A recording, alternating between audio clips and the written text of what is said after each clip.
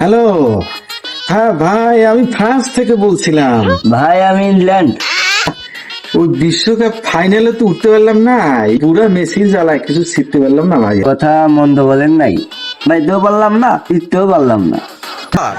করার অনেক কিছু আছে ভাই। এই বিশ্বকাপে আমরা এই গোলের বন্যা বয়া দিতে চাই। আমাদের তৃতীয় স্থান চাই ভাই। ইংল্যান্ড ভাই, এই তৃতীয় স্থান খেলা তো কেউ দেখে না, আর এই স্থান নিয়ে কারোর মাথা ব্যথাও নাই।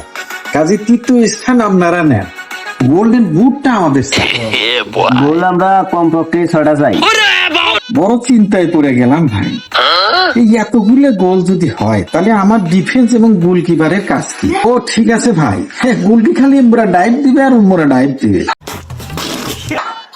আর ডিফেন্স খালি পাগলা কুত্তার মতো এদিক যাবে আর এদিক যাবে। আর ঠিক আছে ভাই, তাহলে কমপক্ষে আমাদের তো 4টে গোল দেওয়া উচিত। ওকে ভাই। এই 4 গোলের মধ্যে আমাদের বাপ্পার কমপক্ষে 2টা গোল থাকা লাগবে। তাহলে মনে করেন বাপ্পার 10 গোল হয়ে যাবে। তাহলে গোল্ডেন বুটটা আমাদের হয়ে গেল। ভাই কথা ফাইনাল। ওই হেরিকেন আর জুড বেলিংহামকে উঠানো যাবে না। এদের গোল যদি আবার বেশি হয়ে যায়, গোল্ডেন বুট কিন্তু আমাদের চাই। আর তোমরা 6 গোল দিয়ে তৃতীয় স্থান নিয়ে নাও।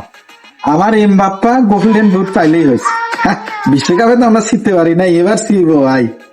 হ্যাঁ, কথা ফাইনাল।